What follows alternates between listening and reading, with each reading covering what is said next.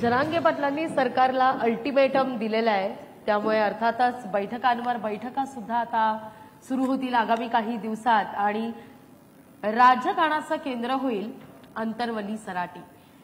सध्या काय सुरू आहे मराठा आरक्षणासंदर्भात? अल्टिमेटम देण्यामागे जरांगे पाटलांचा नेमका उद्देश काय? अल्टिमेटम नंतर जरांगे पाटलांची भूमिका काय?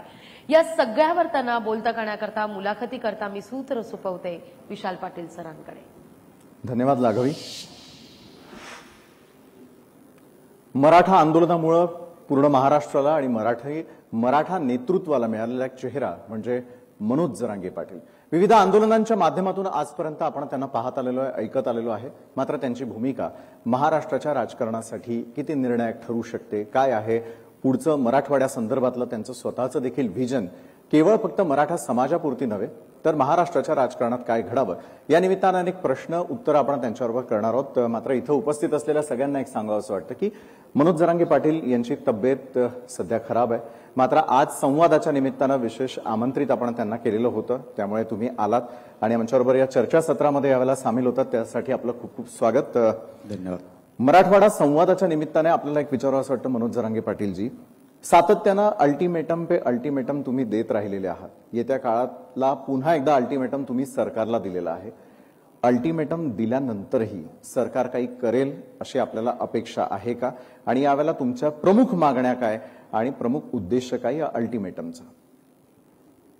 सगळ्यात अगोदर तर मराठवाड्याचा जो संवादाचा विषय आपण घेतला त्याबद्दल तुमचं समस्त मराठवाड्याच्या वतीनं आणि महाराष्ट्राच्या वतीनं सगळ्यात अगोदर कौतुक करतो।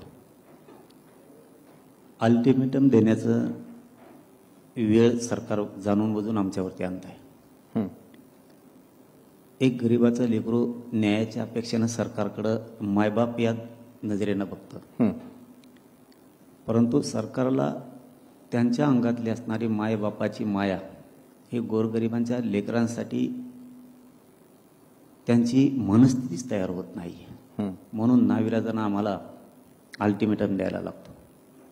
त्यांचं आणि आमचं असं काही वैर असण्याचं कारण नाहीये, परंतु शेवटी काय असतं, जनहित हे खूप महत्वाचं असतं आणि त्या जनहितात जो प्रत्येकाचा मायबाप कष्ट करून लेकरं शिकवतो आणि स्वप्न बघतो भविष्यासाठी आणि स्वतःच्या अस्तित्वासाठी, नेमकं भविष्यावरती आणि अस्तित्वावरतीच आमच्या घाला घातलाय। तिथंच आमचं नरडं दाबण्याचं काम प्रत्येक वेळेस सरकार करत आहे आणि आम्हाला वाटतं की ज्या गोरगरीब जनतेनं स्वप्न बघितलंय ते उराशी बाळगलं की आपला प्रगतीकडं आपण परिवर्तनाकडे गेलो पाहिजे, तिथंच सरकार जाऊ देत नाही जाणून बुजून, म्हणून अल्टिमेटम द्यायला लागतं। पण सरकार जाऊ देत नाही असं तुम्ही म्हणता, नेमकं असं काय आहे की जे सरकार होऊ देत नाहीये आणि ते तुमच्या मनासारखंच व्हावं? आमच्या मनासारखं करावं असं आमचं एकही वाक्य नाही। जे कायद्याला या लोकशाहीला मान्य आहे, जे संविधानाला मान्य आहे ते करा। 1884 पासूनचा 81 पासूनचा असणारं आमचं हक्काचं आरक्षण, ज्या की बाकीच्यांना 90-89ला दिलं गेलं मंडळ कमिशननं, आमचं 150 वर्षापूर्वीच आहे। हक्क मागतोय आम्ही, तो दिला जात नाही।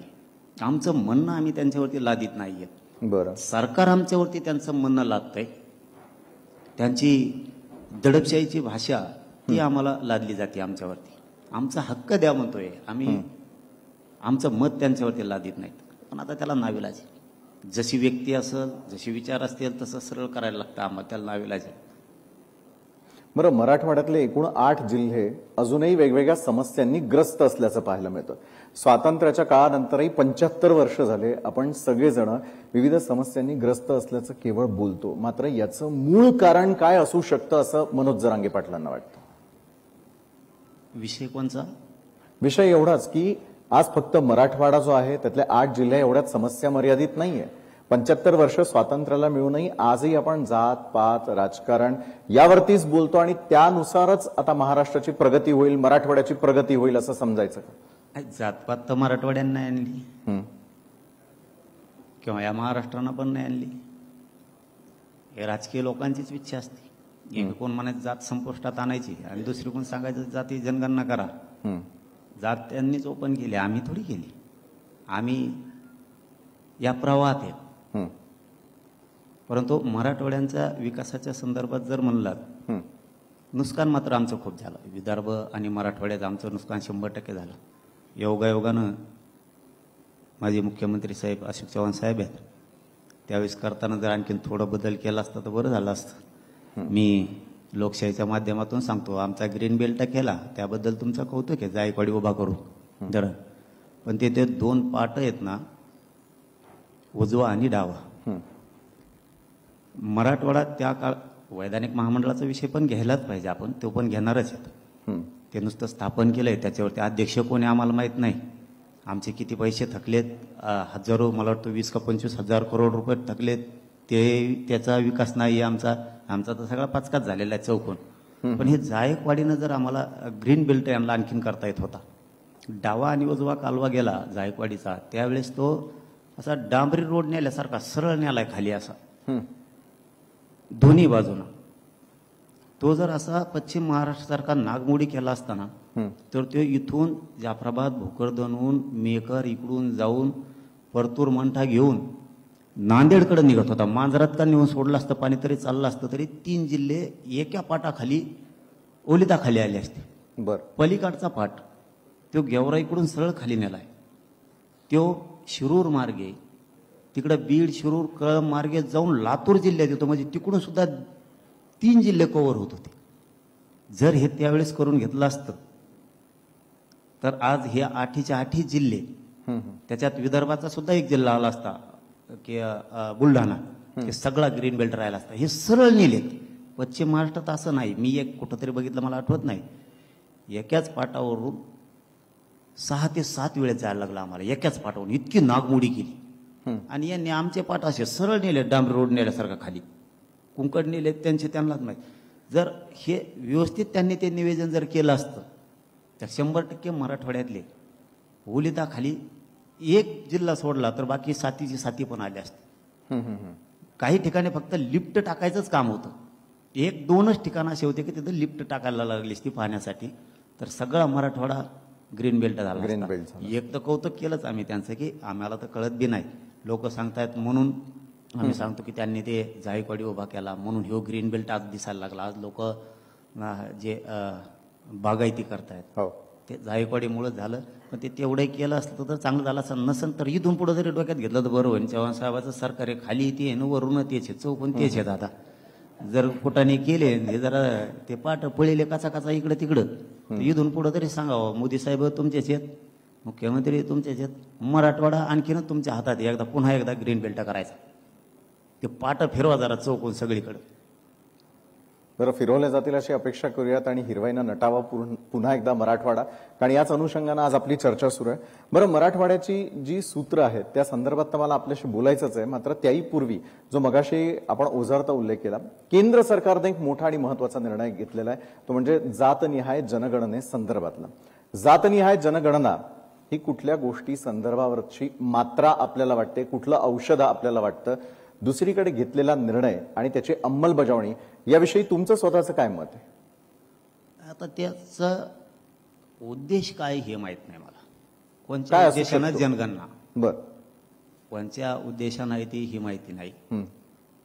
पण तिचं स्वागत आहे की चांगली गोष्ट आहे. त्यांना जनगणना केली तर दूध का दूध पाणी का पाणी तरी होईल. कोणी म्हणतं आम्ही 60% आहेत, कोणी म्हणतं आम्ही 50%, कोणी म्हणतं 30%. सगळ्याचा एकदा हिशोब तरी होऊन जाईल. पण ती पारदर्शक होणं लय गरजेचं आहे असं शंका वाटते. हो, मग बांठे आयोगात शंकाच आहे ना. बांठे आयोगानं तर रिपोर्ट दिला होता, स्वीकारला नाही तुम्ही. म्हणजे सत्य तुम्हाला स्वीकारायचं नाहीये. याच्यात असणारे सगळे सदस्य हे निष्पक्षपातीपणानं यांनी ती जनगणना करायला पाहिजे, पारदर्शकपणानं जर केली. कारण त्याच्यात मराठीचीच टक्केवारी कमी दाखवू नये. कारण तुम्हाला अगोदरचा बांठे आयोगाचा तर अहवाल मान्य नाहीये. मग ही जर तुमच्या सोयीनं तुम्ही करून घेतला तर त्याच्यातले सदस्य असणारे हे सगळेच व्यापक म्हणूयात त्याला, सगळ्यांचे असायला पाहिजे, जेणेकरून त्याच्यात काही काय म्हणूयात त्याला आपण की डुप्लिकेटपणा करू नयेत कोणी.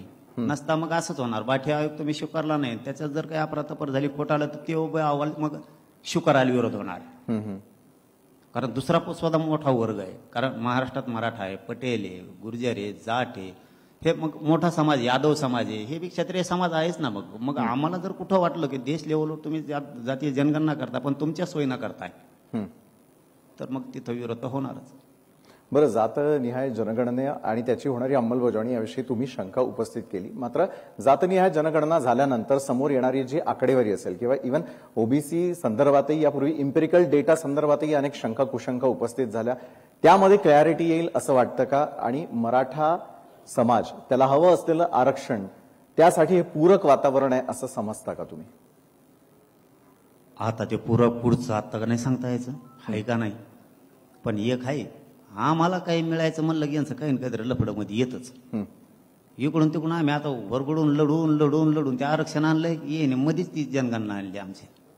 आम्हाला काय मिळायचं थोडा अंदाजात दिसला. आता कुठंतरी पोरं 4-2 लागायचे आशा दिसायला लागली, बघतोय अधिकारी व्हायलेत, कोणी इकडे जायले, तर यांचं मध्येच पिल्लू सोडित येत काय ना काहीतरी. ती होणार नाही लवकर, कारण आता देशात जनगणना करणं म्हणजे आता साधी गोष्ट नाही ती. ते काय इतक्या लवकरच होईल ते तर डेट तर सांगूच शकत नाहीत. ते होणंही सोपं नाही इतक्या लवकर, त्याला लई वर्ष लागतील त्यांना.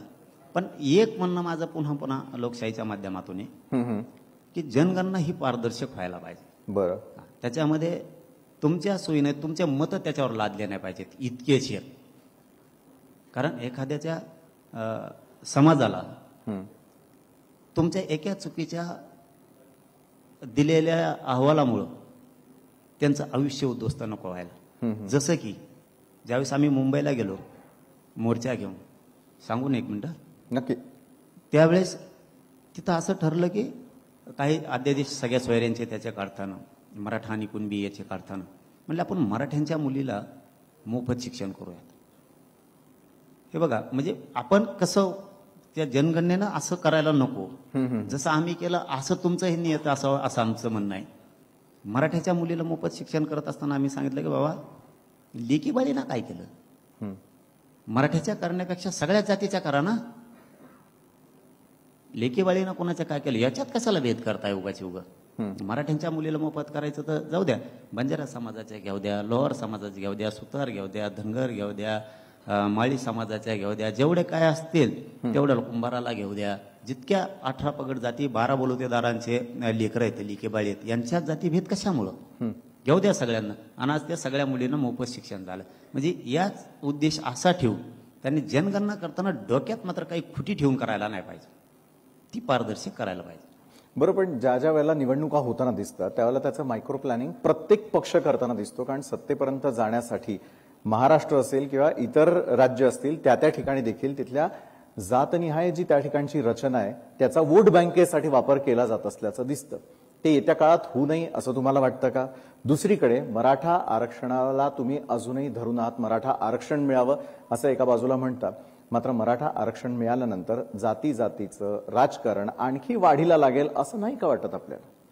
नाही लागणार, परंतु हे जात जाऊच देत नाहीत. कोण जाऊ दे? हे राजकारणी नमुने हे लय स्विच आहेत का काय? हे 5-7 जणच आहेत, पण सगळ्या महाराष्ट्राला देशाला येडं करते ते. हे कळूनच देत नाहीत. निवडणूक होत असं गोड बोलते, निवडणूक झाले का असे माग लागत आहेत लोकांच्या. त्यामुळे हे जात नाही जाऊन देत. त्या जातीला याच्यावर उच किती ह्या जातीला त्याच्यावर उच किती कुठा लावून देते, मिठाला हेच जातात परत. त्यामुळे जात हे जाऊ देत नाही. एकदा जर राजकीय सगळ्या पक्षांच्या लोकांनी जर ठरवलं जातच नाही येऊ द्यायची, येणारच नाही. यांनी जर हे सोयीनुसार करते त्याच्यामुळे मग हे वाढत जाते. पण याच्यात काय होतं, मग सुशिक्षित तरुण भरकटला जातो याच्यात. ते विचाराचे घाव पडत राहतात, एकीकडून राजकारणाचे, एकीकडून शिक्षणाचे. मग नेमके कोणचे धरून चालायचे यांच्यामुळे खूप गफलत वाट्यात. पण आता सोयीनुसार असतं त्यांचं, जाऊ दे त्यांच्यात मला ते पडायचं नाही. ते बोलायला गेलं मग टकुरं जातं कुंकड, मग मी कानाकान बोलतो यांना, हे असं होतं ते खेळ. त्याच्यामुळे ते त्याचं जाऊ द्या. पण आरक्षणाचं तुम्ही विचारलं, आरक्षणात आपण सुट्टी नाही देणार. इथं भाजप असो, शिवसेना असो, राष्ट्रवादी असो, काँग्रेस असो, सगळ्यांच्या पक्षात जेवढे पक्ष आहेत त्याच्या जे मराठीत सगळ्यांच्या लेकरा बाळाला लागणार आहे. हे सगळ्या जाती, हे आमच्या मराठा समाजाच्या लेकराचा आयुष्याचा प्रश्न. याच्यात मी सुट्टी देणार नाही. आता जर त्यांनी नाही केलं, मला वाटतं आता 58 लाखाचा अहवाल त्यांना दिलाय सरकारनं, तो स्वीकारला पण पाहिजे. पण आहेत योगायोगाने चव्हाण साहेब ते म्हणजे माझ्याच मागा लागला आल्यास लगेच आहेतच तुम्ही. तर आमचे काही प्रॉब्लेम आहेत. आमचं हक्काचं आरक्षण निघालं, 58 लाख नोंदीचे कुणबी प्रमाणपत्र दिले जात नाहीत. एखाद्याच्या लेकराचा छेड व्हायला नको, जूनमध्ये ऍडमिशन आहे, त्याचा जर हक्काचं घर त्याला मिळालंय आणि असून त्याला जर पावसात उभारायची वेळ येणार असेल तर हे सरकार म्हणून, मायबाप म्हणून तुमच्यासाठी दुःखाची गोष्ट आहे. तसं आमच्या हक्काच्या नोंदी निघाल्यात, पण 58 लाख निघालेला असून सुद्धा काही कुणबी प्रमाणपत्र दिले जात नाहीत आणि अधिकारी काही ठिकाणी असे की व्हॅलिडिटी देत नाहीत, व्हॅलिडिटीच होत नाहीये, देत नाहीत मुद्दाम.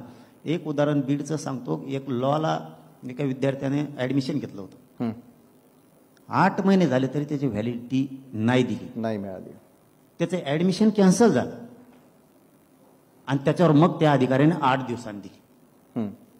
जर तुम्ही काय अधिकारी सस्पेंड करायचं ठरवलं आणि एखादा जरी केला तर इथून पुढं लेकराच्या जीवनाशी ते खेळणार नाहीये. म्हणून त्या नोंदी जेवढ्या निघाल्या त्या नोंदीचे प्रमाणपत्र व्हॅलिडिटी देणं हे सरकारनं बंधनकारक लवकर केलं पाहिजे. गॅजेट आमच्या हक्काचे, हैदराबादचं गॅजेटियर आहे, सातारा संस्थांचं आहे, बॉम्बे गव्हर्नमेंटचं आहे, औंध संस्थांचं आहे.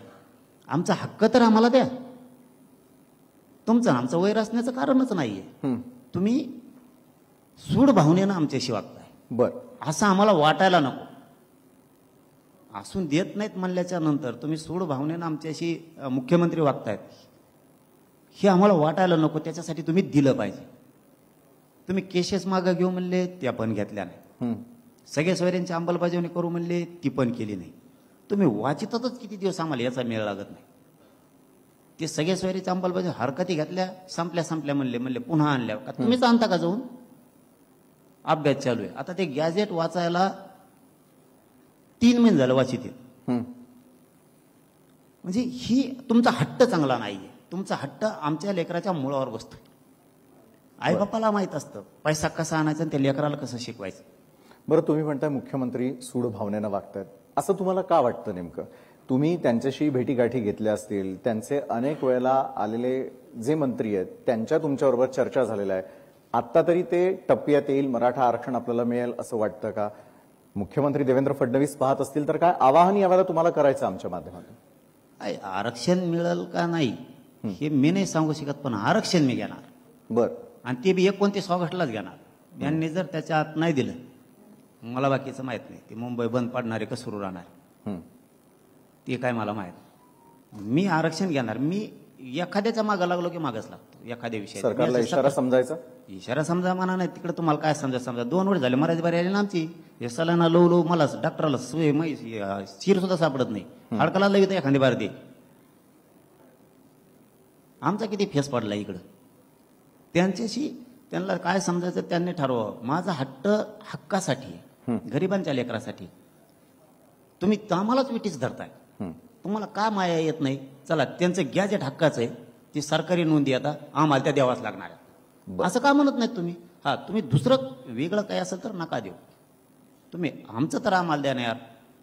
आमच्या गॅजेटवर लागू करायला काय हरकत तुम्हाला? आम्ही चूक केली का? मराठवाड्याने संयुक्त महाराष्ट्रात येऊ विनाट, बाकीच्यांनी आटा घालून आले, सगळ्यांनी करार केलेत, नागपूर करारासह. आम्ही प्रामाणिकपणा दाखवला संयुक्त महाराष्ट्रासाठी. आमचं पहिलं तिकडे आरक्षण होतं, आम्ही सोडून दिलं, तुमच्याकडे आलो. ही चूक आहे का आमची? असं सांभाळणार का तुम्ही आम्हाला? आमच्या हक्काचं आरक्षण आमचं गॅजेटियर आहे तिन्ही पण, ते द्यायला तुम्हाला हरकतच नाही येत. मग ते देत नाहीत. मग आता मुंबईला नाही जावं, कुठं जावं? मुंबईला काही मुक्काम जायचं नाही आम्ही. सगळे दुनिया जमते तिथे द्यायला ना, आम्ही का चावत होत का? बरं, म्हणजे 29 तारखेपर्यंतचा अल्टिमेटम, नाही तर तुम्ही थेट नाही 6 जूनच्या आतचा आहे. 6 जूनच्या आत. 6 जूनच्या आत सगळ्या नोंदी जेवढ्या 8-9 मागण्यात त्या करा. बरं, तुम्ही म्हणता बघू, निघाल्यावर ठरवू. आता ह्या बारे मी माघारी येत नसतो, कारण तुम्हाला कारण नाही सांगायला. बरं, कारण तुम्ही जर म्हणता अधिसूचना काढायची, सगळ्या स्वारीची तर काढलेली आहे, त्याच्यावर तुम्ही 1.5 वर्ष हरकती घातल्यात. गॅजेटचा विषय म्हणताल आम्हाला अभ्यासाला घ्यायचे तर 3 महिने झाले शिंदे समिती त्याच्यावर अभ्यास करती. त्यामुळे आता माघारी यायला मराठा आणि कुणबी एक आहे. गिरीश महाजन साहेब त्यावेळेस म्हणले होते की जरांगे पाटील साहेब, तुमच्या मागणीप्रमाणे जर करायची असली, मराठा आणि कुणबी एक असा अध्यादेश जर काढायचा असला त्याला आधार लागतो. आता तुम्हाला 58 लाख नोंदीचा आधार आहे. किती पाहिजे तुम्हाला आणखी? मराठा आणि कुणबी एक हे अध्यादेश काढायला तुम्हाला किती पुरावे पाहिजेत?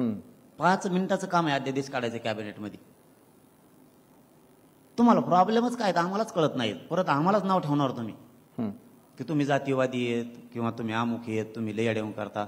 आमच्या हक्कासाठी अडवून नाही करायचं. बरोबर द्यायचे पोरं, साधा विषय हो. बलिदान गेलेल्या कुटुंबाला तुम्ही म्हणतात ना देवेंद्र फडणवीसांबद्दल असं का आवडतं तुम्हाला, बलिदान गेलेले कुटुंब त्या लेकरं काही काहीची एकुलते एक होते, काही काहीचे आई वडील नक्की 60-65 वर्षाचे आहेत. निधी देतो म्हणलेला 10 लाख रुपये निधी आणि नोकरी आणखीन फडणवीस साहेबांनी दिलीच नाही. त्या लेकरांच्या भावनाशी खेळणार का? काही काहीच्या घरात फक्त 3 महिन्याचं लेकरू आहे, बाप म्याला फाशी घेतली त्यांनी मराठा आरक्षणासाठी. हे पैसे द्यावं वाटत नाहीत तुम्हाला? बरोबर आहे. सगळी राजकीय परिस्थिती आणि घडणाऱ्या घडामोडी आम्ही पाहतोय. जाता जाता एक शेवटचा प्रश्न आपल्याला विचारायचा आहे. मनोज जरांगे पाटील राजकारणामध्ये सक्रिय होण्यासाठी हे सगळं काही करताय का? आणि येत्या काळामध्ये तसंच काहीसं चित्र आम्हाला पाहायला मिळू शकतं का? नाही, मला राजकारणात सक्रिय व्हायसाठी केलं असतं तर मी आता विधानसभेला उभा केली असते, खपाखप पाडून टाकली असते यांची. यांचं कसं पांढरे पडले होते सगळे उभा करायचं म्हणल्यावर. आता इथं बरेच जण आहेत, काही मागच्या कोपऱ्याला आहेत, काही हसत येत, त्यांच्या ध्यानात येतंय कसं काय काचका होता त्या टायमाला. कारण त्यांचाही नंबर होता वरगडीत. ते काय साधं सोपं नव्हतं. मग राजकारणाचा नाद नाहीये दादा मला, मी प्रामाणिक सांगतो. मला ते गरीबाच्या लेकराचं दुःख सहन होत नाही. माझं म्हणणं आहे की तुम्ही त्याचा हक्काच आहे, कोणाचं देऊ नका, पण आमचा हक्क आहे ना यार, तेव तर द्या ना. काय सामावून घ्यायला अडचण आहे? तुम्ही 450 जाती घातल्या आणि एक मराठ्याने काय होईल बरं? मराठ्याची तरी कोणची राहिली? ओबीसींना जर विरोध असेल मराठ्यांना ओबीसी आरक्षणात येऊ नका. मराठा यायचा कोणचा राहिला? पहिलाच विदर्भ गेलेला आहे, खानदेश पण गेलेला आहे, पश्चिम महाराष्ट्र जवळपास 47% आरक्षणात गेलेला आहे. एकटा मराठवाडा राहिला आणि राहिलो तर किती? आम्ही काय केलं तुमचं? बरोबर आहे. म्हणजे मराठ्यांच्या न्याय्य हक्कांसाठी तुमचा लढा असा सुरू राहील. राजकारणासाठी नाही, निश्चितच राजकारणासाठी नाही असं तुम्ही म्हणता. नाही ऐकलं तर पुढे काही सांगता येत नाही, त्याचं काय वरगडी बरं का उभा राहायचं नाही. नक्कीच. म्हणजे राजकारणात सगळं अनप्रेडिक्टेबल आहे. मनोज जरांगे पाटीलही अनप्रेडिक्टेबल आहे असं आम्ही सध्या समजतो. येत्या काळातल्या बातम्या आमच्यापर्यंत येतील आणि त्या आम्ही महाराष्ट्रापर्यंतही पोहोचवू. धन्यवाद, तुम्ही वेळात वेळ काढून आमच्याबरोबर या संदर्भातली चर्चा केली. धन्यवाद तुमचं. बरोबर, खूप कौतुक, खूप कौतुक. मराठवाडा संवाद 2025 पॉवर्ड बाय संत रोहिदास चर्मोद्योग व चर्मकार विकास महामंडळ, मर्यादित लीडकॉम, स्थापना 1974. Associate sponsored defence career academy, Chhatrapati Sambhajinagar व कोल्हापूर. युवक युवतींनो, भारतीय सैन्यात घडवा अभिमानास्पद करिअर. भाग्य परिवर्तन, राह हमारी चाह तुम्हारी. ज्योतिष वास्तु संस्थान, सेलिब्रिटी एस्ट्रोलॉजर ज्योतिष Acharya Sunil Kumar ji. Buldhana urban cooperative credit society limited. Mangalam wedding destination club, संस्कारों से आधुनिकता तक. गादिया ग्रुप, एक विश्वसनीय नाव. डॉक्टर भास्कर शिंदे सरांचे AIB, छत्रपती संभाजीनगर. महाराष्ट्राचा विश्वास AIB ला बनवतो खास. महाराष्ट्र इंडस्ट्रियल डेव्हलपमेंट कॉर्पोरेशन आणि नम्मा होमिओपॅथी, आरोग्य संजीवनी.